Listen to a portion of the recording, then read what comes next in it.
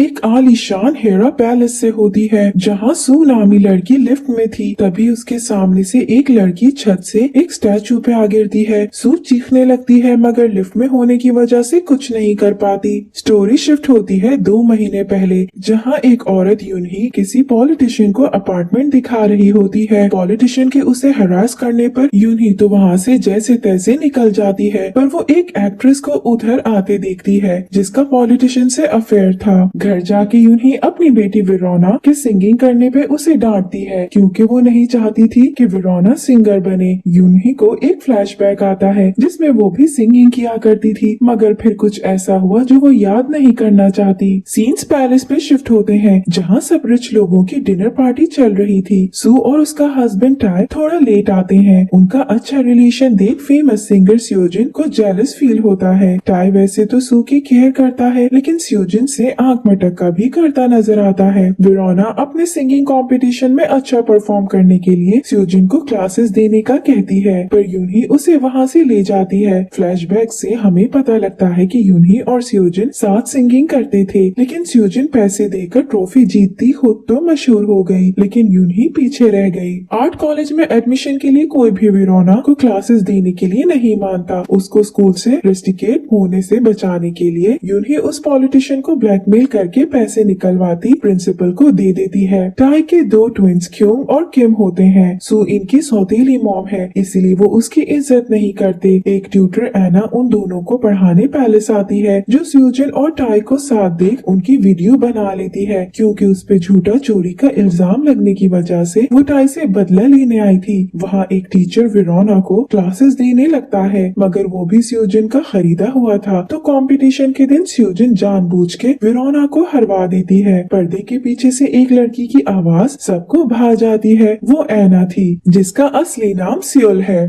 Tie स्यूजन और उनके बिगड़े बच्चे उस बेचारी के पीछे पड़ जाते हैं कि उसने ट्यूटर बन के उन्हें धोखा दिया। स्यूजन उसको जॉब छोड़ने का कहती है, मगर सियोल उल्टा उसके अफेयर की धमकी देकर उसको भगा देती है, जिस पर टाई स्यूजन का गुस्सा शांत करने के लिए सियोल को अच्छा सबक सिखाने का यकीन दिलाता है। टाई के बेटे कॉलेज पास तो कर लेते हैं, पर इन्हें सियोल के टैलेंट से खतरा था। सीन्स वेरोना पे शिफ्ट होते हैं, जो लड़ाई के दौरान गुस्से में स्यूजन की बेटी को धक्का दे देती है। स्यूजन इस बात का बतंगड़ बना देती है और केस खत्म करने के बदले उसका लॉयर $1,00,000 मांगता है, जो यूनही नहीं दे सकती थी। स्यूजन यूनही की माफी भी कबूल नहीं करती, उल्टा यूनही को कहती है कि वेरोना को केस से निकाल के आर्ट कॉलेज में एडमिशन दिलवाने के लिए यूनही को सियोल को मारना होगा। थोड़ी देर के लिए यूनही भटक जाती है, मगर फिर उसको सियोल में अपनी वेरोना दिखती है। स्यूजन का हस्बैंड हैन अपनी वाइफ की नाइंसाफी देख खुद छुप के लॉयर को पैसे देता वेरोना का केस खत्म करवा देता है। टाई के बच्चों की उसे बुली करने वाली वीडियो सियोल के पास मौजूद होती है, जिस पर वो टाई को ब्लैकमेल करती है। तो टाई बहाने से उसे पेंट हाउस बुला के किडनैप कर लेता है। सू को पता लगता है कि वो जो लड़की पिछले 16 साल से हॉस्पिटल कोमा में पड़ी है वो उसकी असली बेटी नहीं है। सू को पुराने फ्लैशबैक्स आते हैं जिनमें टाई सू के लिए पागल था, मगर सू ने अपने लवर से शादी कर ली। जब वो प्रेग्नेंट थी तब उसके हस्बैंड का कत्ल हो गया। तब टाई ने उसके एबनॉर्मल बेबी को सपोर्ट करने के लिए उसका हाथ थामा। टाई ने ही सू की बच्ची को एबनॉर्मल बताया था, जिसका मतलब टाई ने हमेशा सू को धोखे में रखा। अब सू अपनी असल बेटी को ढूंढने लगती है। टाई के ऑफिस से सू को अपने हस्बैंड की कटी हुई फिंगर मिलती है। पैलेस में वही स्टार्टिंग सीन्स वाली पार्टी शुरू होती है। सू बीमारी का नाटक करके वहाँ नहीं जाती क्योंकि एक गुमनाम आदमी के मैसेजेस से उसको पता लगा था कि उसकी असल बेटी को 2004 में एक अनाथ आश्रम में छोड़ दिया गया था। तो सू उसी का रिकॉर्ड ढूंढना चाहती थी। पार्टी में यूनही बहुत ड्रंक हो जाती है क्योंकि उसकी बेटी के अलावा सबका एडमिशन हो गया था। अगले दिन यूनही को कॉल आती है कि वेरोना को सीट मिल जाएगी क्योंकि सियोल की मौत हो गई है। फिर हमें पिछली रात का सीन दिखाया जाता है जिधर सू को रिकॉर्ड से पता लगता है कि उसकी बेटी और कोई नहीं बल्कि सियोल है। सू को बहुत बड़ा धचका लगता है, जिसके बाद वो पार्टी में आने लगती है। तभी वो सीन रिपीट होता है जिधर सियोल ऊपर से गिरी थी। अपनी बेटी को ऐसा मरता देख सू लिफ्ट में ही बेहोश हो गई थी। जब उसकी आंख खुली तो नीचे नॉर्मल पार्टी चल रही थी क्योंकि टाई और बाकी लोगों ने सियोल की बॉडी को उसके घर में रख के आग लगाते हुए उसे सुसाइड का नाम दिया था ताकि उन पे कोई इल्जाम ना आ जाए, क्योंकि उस वक्त तो सब नीचे थे। और सियोल को किसने धक्का दिया ये फिलहाल गहरा नाराज है। सू जब उधर पहुंचती है तो वो सियोल की बॉडी देख फूट फूट के रोने लगती है, जिसके बाद वो एम्बुलेंस का पीछा करती है, मगर टाई उसका एक्सीडेंट करवा देता है।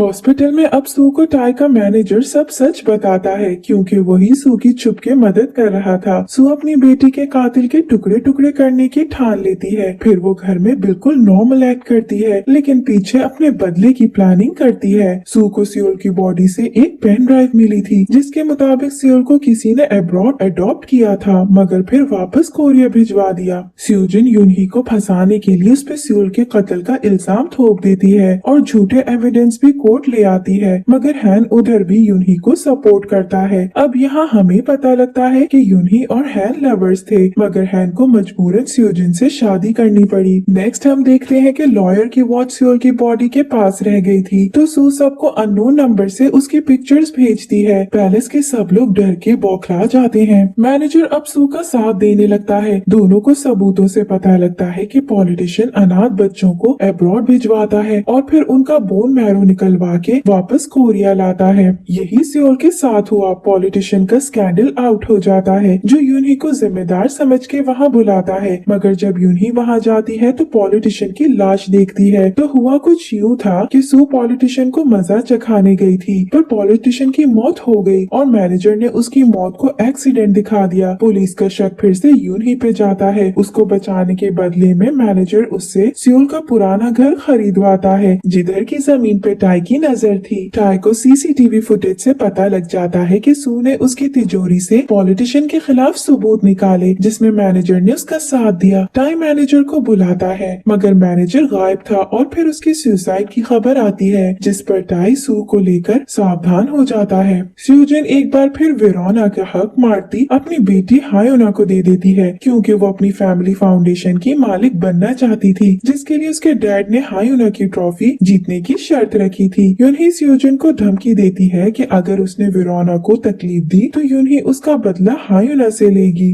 टाई की उनकी हरकतों से तंग आके उसे बाहर मुल्क भेजने की धमकी देता है, तो सू आके उसको प्रोटेक्ट करती है। तभी क्यों की परेशानी देख किम गुस्से में टाई पे सियोल की मौत का इल्जाम लगाता है। हायोना चाहती थी कि उसके पेरेंट्स अच्छे से रहें। हैन हायोना की खुशी के लिए स्यूजिन को साथ डिनर का कहता है, मगर टाई जानबूझ के तभी स्यूजिन को अपने पास बुलाता है, तो स्यूजिन हैन से झूठा बहाना बना देती है। हैन को शक हो जाता है कि स्यूजिन का जरूर किसी से चक्कर है। वेरोना स्कूल के लिए लेट हो जाती है, तो किम उसको दीवार फैलाने में मदद करता है। ये भी किम और क्यों की मिली भगत थी, ताकि हायोना जो किम को पसंद करती है वो और वेरोना आपस में लड़ जाए और ट्रॉफी इन दोनों बहन भाइयों की हो जाए। किम के सहारा छोड़ने पर वेरोना नीचे गिरने लगती है। तभी इनका नया पीटी टीचर रॉजन हीरो बनता हुआ उसे बचा लेता है। सू यूनही और वेरोना को पैलेस बुलाती है, मगर स्यूजिन उन्हें गरीब बोल के बाहर निकलवा देती है। ये बात वेरोना को दुख देती है, तो यूनही कॉल करके सियोल वाला घर बेचने का बोलती है। टाई लॉयर और हैन उधर की पूरी जमीन खरीदने के चक्कर में होते हैं, ताकि उधर मॉल बना सकें। सू ने टाई के फोन में एक रिकॉर्डिंग बग लगवाया था, ताकि वो उसमें नजर रख सके। ऐसे ही वो हमेशा टाई से आगे रहती थी। यूनही को पता लगता है कि उसके अपार्टमेंट की वैल्यू बढ़ गई है, तो वो उसे बेचने से इनकार कर देती है।